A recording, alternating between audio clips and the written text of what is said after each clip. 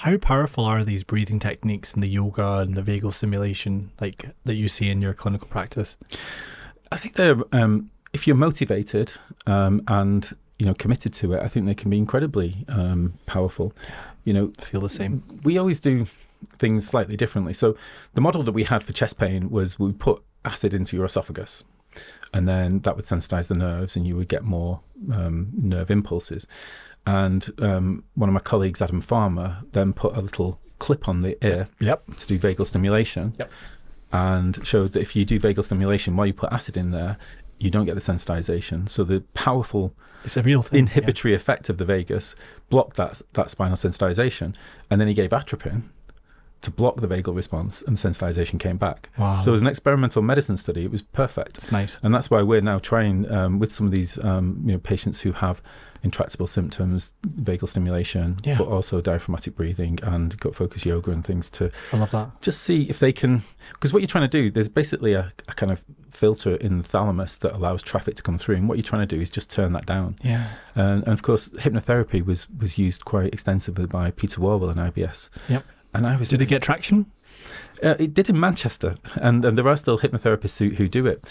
And I remember doing it with in Manchester, and I'm sat there as a kind of young researcher thinking, God, this is crazy.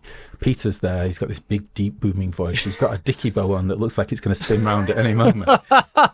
And he's like, you can hear a distant bell, and you can see this. And I'm thinking, what a load of... Next minute, this volunteer who's doing it is like, boom, gone. And I start stimulating the esophagus, and her pain thresholds go right up, the brain signals go right down, and it was just like... It worked. I'm converted. It worked. Yeah. The brain's a powerful thing. Oh my goodness, yeah. And then suddenly he clicks his fingers, and she wakes up and she's like, wow, I feel euphoric. I feel fantastic. This is great. And I'm just like, right, so maybe I need to start reassessing my opinion about things. That's awesome. That's the great thing about science, isn't it? That you go into it with an open mind-ish. You have your own opinions. But you've always got to look at the data as it comes through. And when the data is impressive, you're like, wow, we need to develop the model. So we have models of sensitization. We have models of top-down inhibition. We have we know how it all works. It's just a question of how you bring that all together to help people and patients. Although I think for some things like meditation, breathing, hypnotherapy, more sort of Eastern philosophy approaches, you would find that it would be quite difficult to get a big audience in the Western world.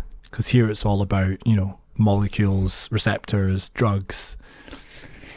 Yeah, and I think there is a bit of backlash against that. There is an amazing book called The Science of Breath, which I'll give you a copy of. Yeah. And it talks... It was written about 100 or so years ago by one of these yogi philosophers.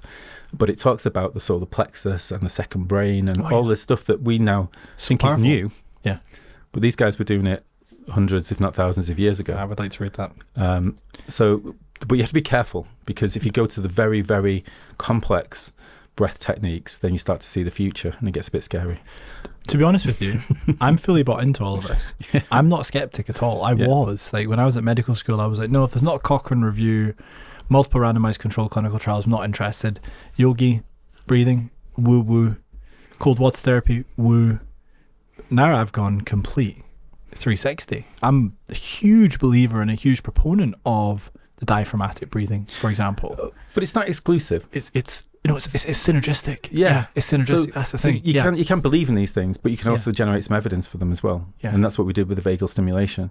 We think it works like this, so we gave atropine, it blocked it, and it does work like that. So you've got a mechanism. So I kind of sit in between that.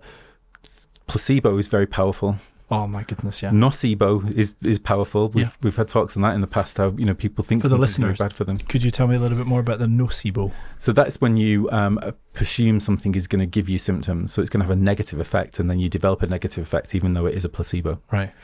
That's pretty interesting, isn't it? Yeah. And I remember, again, going back 10 or 15 years, we did a presentation that, is it right to give...